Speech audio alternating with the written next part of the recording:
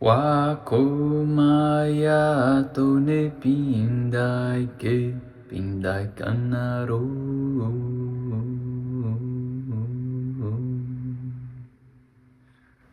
Mitakuye Uesin. Dentre as medicinas da floresta, nós encontramos uma que é a mais conhecida de todas. O nome dela é Ayahuasca. Ayahuasca é a junção de duas plantas da floresta que nos trazem um efeito ritualístico. Ela nos leva para as profundezas da nossa alma durante as cerimônias xamânicas. Eu poderia dizer que de todas as ferramentas de cura que eu já entrei em contato até hoje, a Ayahuasca é a mais poderosa. Então, se algum dia você sentir o chamado de conhecer essa medicina, vá, de coração aberto, experimente e observe as maravilhas que essa medicina pode te trazer como cura. Pesquise um pouco, mas não muito antes de ir, porque você encontrará diversas opiniões. E a única coisa que eu te digo para você lembrar é de respirar. Sempre lembre-se de respirar em qualquer ritual xamânico. É imprescindível. E por falar em mergulho na alma, hoje nós vamos falar do morcego. Morcego sagrado, venha a mim das trevas da caverna, das entranhas da terra, traga as respostas certas. Nascer, morrer, renascer, são ciclos de uma mesma vida. Um eterno recomeço, a jornada da alma. No xamanismo, o morcego representa o renascimento. Para poder a gente entender esse pequeno animal como um animal de poder, vamos observar o seu comportamento natural. O morcego é o único mamífero que voa. Nós, seres humanos, somos também mamíferos. Então nós podemos dizer que o morcego é o nosso representante dos ares. Por que o morcego está relacionado ao renascimento? O renascimento pode ser visto como o desprendimento daquilo que não nos serve. Nós renasceremos. Nós passaremos por determinadas transformações durante a vida onde não seremos mais os mesmos. Quando o morcego vai para a caverna, por exemplo, ele dorme de cabeça para baixo. Nós já entendemos que as cavernas são um símbolo do útero materno. Estando de cabeça para baixo, os morcegos ficam como as crianças antes de nascer. Então, toda vez que o morcego vai dormir, ele fica de cabeça para baixo e quando ele volta a voar, ele volta a renascer. Assim pode ser entendido. Assim como a criança que fica de cabeça para baixo para o nascimento, o morcego se prepara para o seu renascimento diário. Além do mais, ficar de cabeça para baixo pode ser traduzido também a partir do simbolismo do arcano do enforcado no tarô, o dependurado. Esse arcano simboliza que, em muitos momentos, a vida nos colocará de cabeça para baixo para que enxerguemos sob um novo ponto de vista as situações da nossa vida. Então, o ficar de cabeça para baixo do morcego pode ser visto como as revisões diárias. Quando nós vamos dormir, é o momento onde a gente para poder pensar melhor sobre o nosso dia, sobre os nossos planos. É um momento de revisão. Além do mais, o morcego tem uma visão reduzida. Ele enxerga a partir da ecolocalização. Assim como o golfinho faz, a ecolocalização é a emissão do sonar, é a emissão do som, e esse som se reverbera no ambiente, fazendo com que ele identifique os objetos à sua frente. Nós podemos traduzir essa ecolocalização do morcego como a intuição.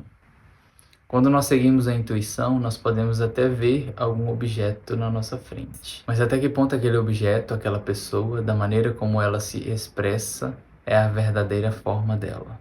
O que a nossa intuição diz? Então o morcego nos ajuda, a partir do movimento na escuridão, a navegarmos com a nossa intuição além da ilusão.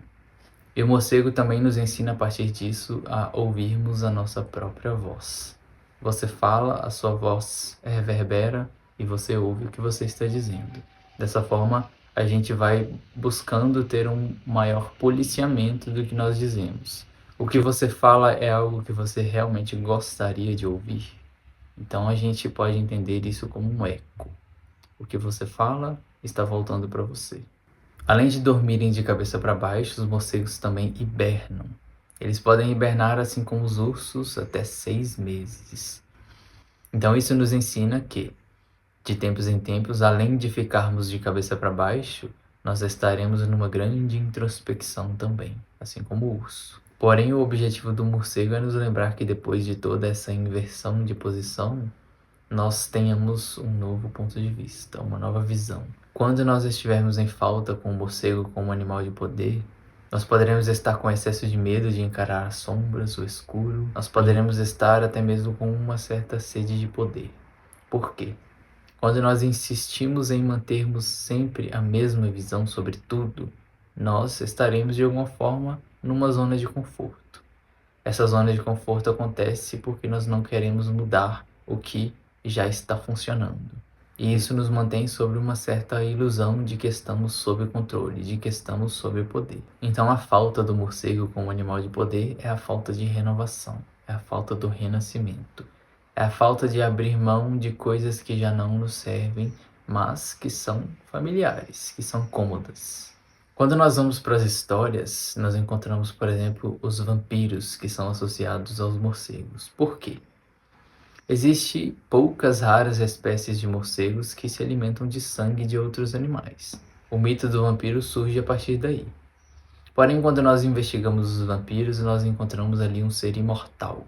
E essa imortalidade pode ser um símbolo justamente da falta do renascimento. Nós nos mantemos sempre o mesmo dia após dia, sem a renovação. Então nós falsamente nos sentiremos imortais. Além do mais, os vampiros são aqueles que sugam a energia vital de outras pessoas. Nós podemos entender isso de nós para nós mesmos como essa falta de renovação, essa falta de renascimento nos consome, nos sugam como um vampiro. Então, se nós não encaramos as despedidas, nós poderemos ficar consumidos. Se nós não encaramos os nossos desafios internos, os nossos medos, eles nos sugarão como um vampiro. E isso fará com que nós não tenhamos o nosso manancial de energia livre. Então imagine uma pessoa com 100% do manancial de energia. Se você tem algum trauma, se você tem alguma questão sombria que você não tem coragem de entrar na caverna para poder investigar, de 100% desse manancial, suponhamos que essa questão utilize 20, 30% do seu manancial. Você viverá apenas com 70% das suas habilidades. Você estará, de alguma forma, sendo sugado por esse medo, por esse vampiro interior dentro de você. Então, a partir dessa visão do renascimento que o morcego nos ensina, a gente vai precisar encarar algumas coisas aonde muitas vezes não terá volta. E esse não ter volta é um sinal de que você está se renovando, de que você está renascendo. Você estará deixando para trás velhas partes que já não servem mais para o seu desenvolvimento, para o seu progresso. Então o morcego nos ensina a ficarmos de cabeça para baixo de vez em quando, seja pela nossa vontade ou pela vontade da vida. Nos ensina também a respeito da liberdade que pode existir quando nos conectamos com a nossa intuição. Ela nos diz muitas vezes o que devemos fazer fora da razão, e que se nós não visitarmos os nossos porões, as nossas minas, as nossas cavernas, nós viveremos de uma forma um tanto antinatural, porque isso também faz parte da vida. E a partir da visão do renascimento, o morcego nos ensina a respeito da mortalidade. Somos mortais, estamos sempre em renovação. Mas, se essa renovação não for acompanhada com a nossa luz, com a nossa consciência, nós poderemos viver muitas vezes de uma forma bloqueada. Esse bloqueio nos consome feito vampiros. E o morcego, ele representa o renascimento. Por fim, o morcego nos ensina que todo esse processo de investigação das cavernas, do escuro, fazem parte também da nossa iniciação.